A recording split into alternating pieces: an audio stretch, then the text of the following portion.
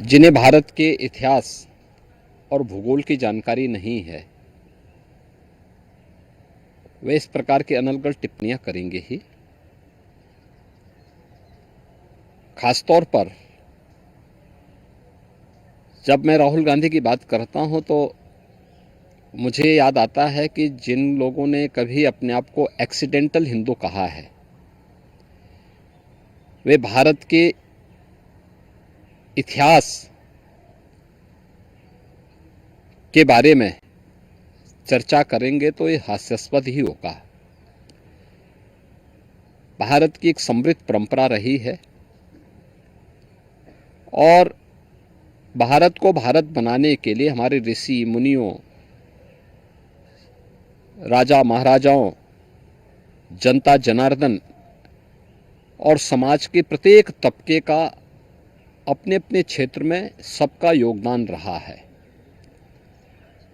मुझे आश्चर्य इस बात का होता है कि राहुल जी बोलते समय क्यों उन राजाओं के योगदान को भूल गए जिन लोगों ने भारत को भारत बनाने में योगदान दिया है।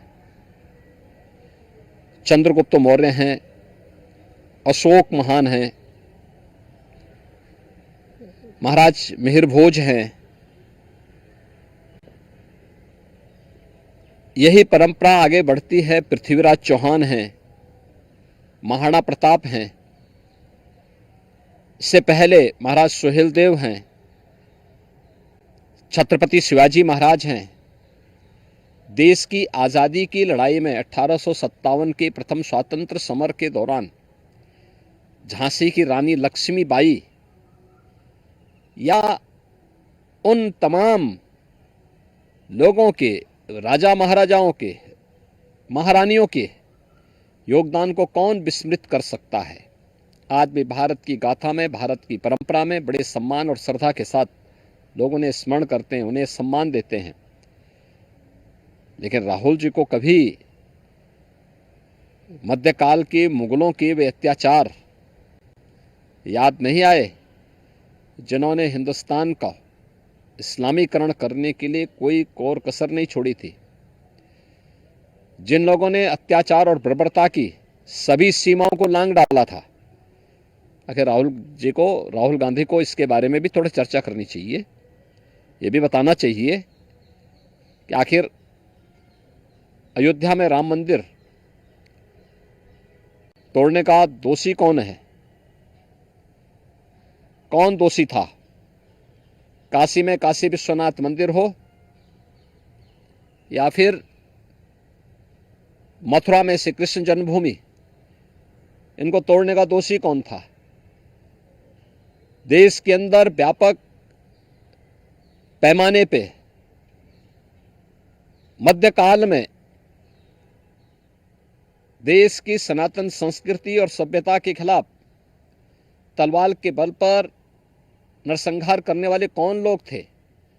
नालंदा और तक्षशिला जैसे विश्वविद्यालयों को किन्होंने नष्ट किया था, कौन लोग थे वह, उनकी भी तो थोड़ा चर्चा कर लेते।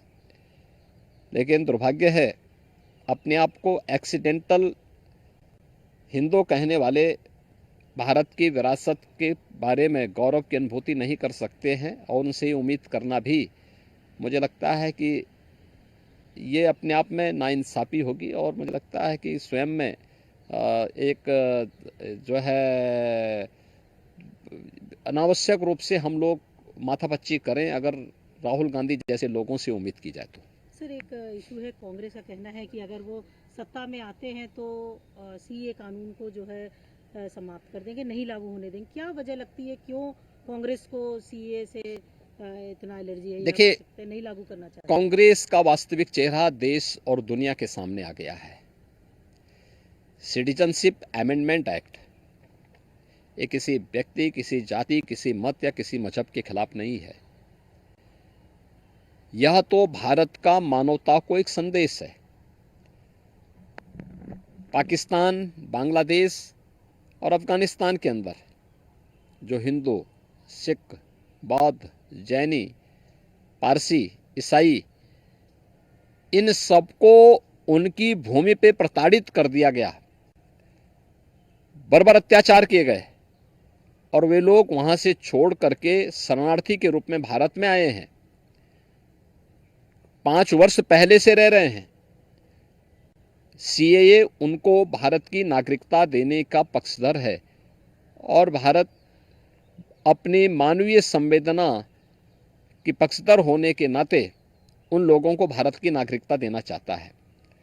आखिर कांग्रेस को इससे क्या एलर्जी है, या कांग्रेस उन कट्टरपंथियों के दबाव में क्यों आ रही है जो मानवता के दुश्मन हैं? कांग्रेस का यह वक्तव्य मानवता के खिलाफ है, मानवीय संवेदना को रौंदने वाला है और कांग्रेस के बर्बर चेहरे को प्रदर्शित करता है।